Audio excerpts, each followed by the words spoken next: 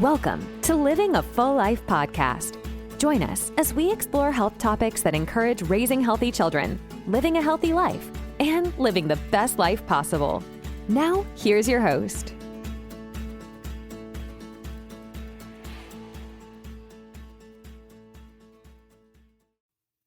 Hello and welcome to another podcast of Living a Full Life. I'm Dr. Enrico Dolcecore and I'll be your host today. And we are going to go through mindfulness today. We're going to talk about how to be more mindful. What does mindful mean? How does it impact our lives? What does it do for us? What does it do for others when we're more mindful? So mindfulness is really the practice of being in the moment and experiencing your body in space. So being mindful can be a stress reducer. It can be a static. It can dissolve static in our lives. It can create a lot of focus points that help ground us to help eliminate stress or minimize it as much as we possibly can. Mindfulness, I think, is an art that has been lost, especially in the Western world. We really don't take the time because we feel like we just don't have the time to be mindful. But yet, if we were to be mindful, we would be able to calm a lot of things and a lot of the common day stresses that we have. So there's a lot of fantastic ways to be mindful. And one of the top ones depends on all your preferences on how to be mindful. Meditation is probably the most popular method, and it involves focusing your attention on a present moment, often using your breath. And there's breath work too. But meditation can just be a guided presentation. There's a great app called Calm that helps beginners get into meditation, where they just kind of sit and learn how to just focus in the moment and try and shut down as many parts of their brain as they can that always ramble through thoughts. We're always thinking, we're always imagining, we're always doing things through our thoughts in our head and always moving our body, called slow twitch, that we do all the time. And so meditation can be a great art to help with that. And things like yoga or Tai Chi, these body-mind practices combine physical movement with focused breathing. And breath work in itself can be a stress reducer as well. Just being mindful in the breath, taking a breath as deep as we possibly can and breathing that out gives us just a few moments to just be focusing on one thing, which is breathing. So just that in itself, breath work, can be an amazing exercise to help with being more mindful and grounded in what we do. And there's also something called like a structured program called Mindfulness-Based Stress Reduction, MBSR. This is group type mindfulness techniques that help provide support and guidance for building a consistent practice through learning together in group type methods. And then we've had people in our office come in to help teach about breath work and relaxation in our office. And they do that in groups as well. It's been fantastic. I learned a lot through that as well. So those are absolutely great forms of just getting started, formal practices of just becoming more mindful in the moment. You know, if you ever watch Karate Kid or any of these old movies where they would sit in front of a candle and just kind of focus. These are simple exercises I give to families with kids, and they tell me, it doesn't have to be a candle. We don't want to burn down the house, but it can be anything that we just focus one thing on, maybe a light or an object, and then we're in a quiet room where we just kind of focus our attention on looking at that one thing to try and just describe it mentally and focusing on the one thing, describing everything about it, what it looks like, what it's doing, how it's static. These things can really help with that. Informal practices are just, focusing on yourself. And I find these to be the most effective way to practice mindfulness is just doing a body scan, just kind of lying down in bed and just taking a few minutes to notice and feel every sensation that you have. If you're in your PJs, your toes are touching the sheets or the warmth of the blanket or what you feel right now, your digestion, your breath. Usually it's dark in the room, so your senses are a little bit limited there as far as vision, what you hear. Just doing a little bit of a body scan quietly to just notice physical sensation. There's one called the 5 senses exercise as well, where you pay close attention to sensory experiences during everyday activities.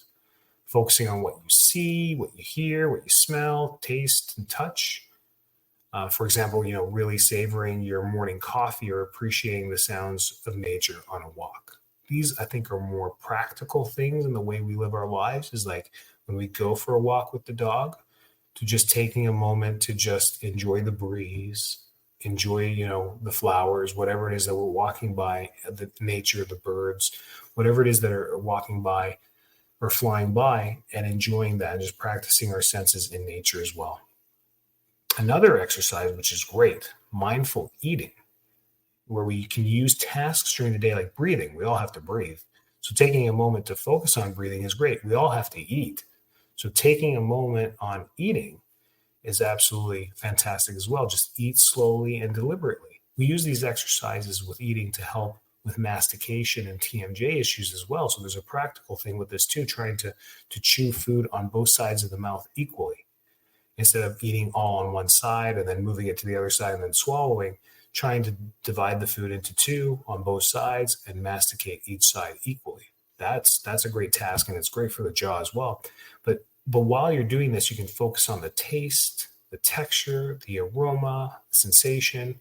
You chew thoughtfully and avoid distractions to fully enjoy the experience of the food. This can be as simple as just eating your chicken and vegetables that night, or even doing it at a 5-star restaurant with that food as well, whatever it may be. But doing it deliberately is what makes it mindful. And it's just what a great habit. It's just a good way to eat slowly and eating your food quietly and chewing it and not scarfing it down like a horse.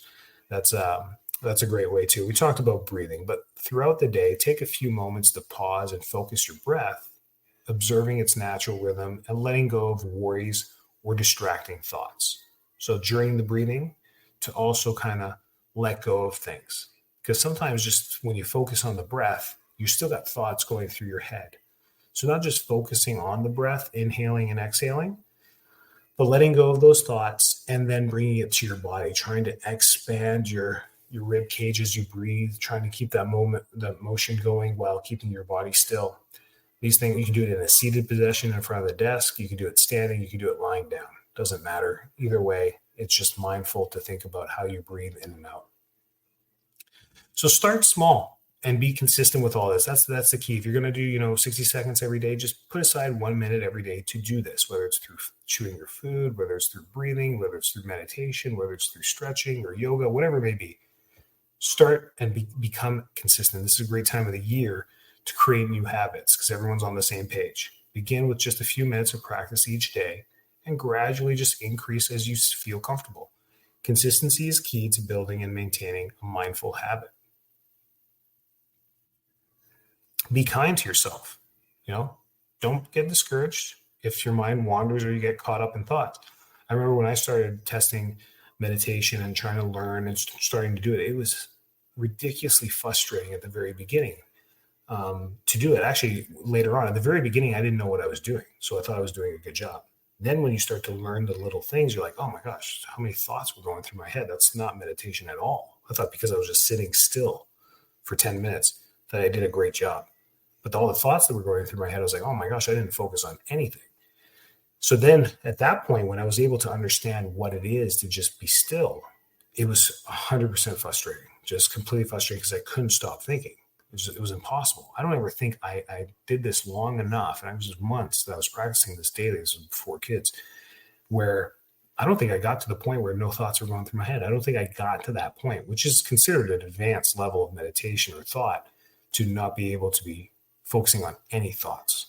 I don't think I went 5 seconds. So you got to set your goal. You got to set the bar low when you're learning until you can slowly move it up, if you want to get to that level. But just being consistent and be kind. Don't get discouraged if you get caught up in your thoughts. It's natural.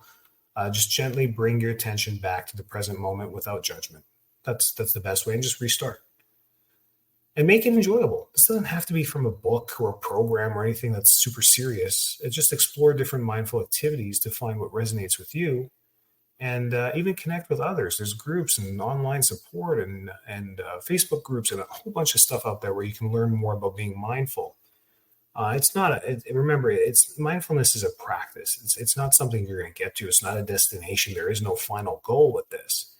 I just think each and every one of us, what I've learned over my entire career, which is 17 years, by the way, and life, is that we need to be more mindful. All of us just need to be more mindful. It's because we get so distracted with all the static and all the things that we need to do that we lose ground, get irritated, get frustrated, lose our emotions, lose our tempers, are unkind to others. And then these are the cascading effects of not being mindful. Hence why I wanted to do this podcast. I think it's just helpful to be more mindful. So it only helps with stress, with anxiety, with getting better sleep. And when you become mindful, you realize all the little things that you stress about, most of them are just not that important. That's the result of being, because mindfulness leads to gratitude, and gratitude becomes very simple. Gratitude becomes the simplest things. Thank you for being able to eat, sleep, and have a roof over your head. Really, the basics is what you become very thankful for. And then you can be thankful for everything else that's on top of that. So mindfulness leads to gratefulness, and they're all into the same. And when people march that type of tone, they're just more kind.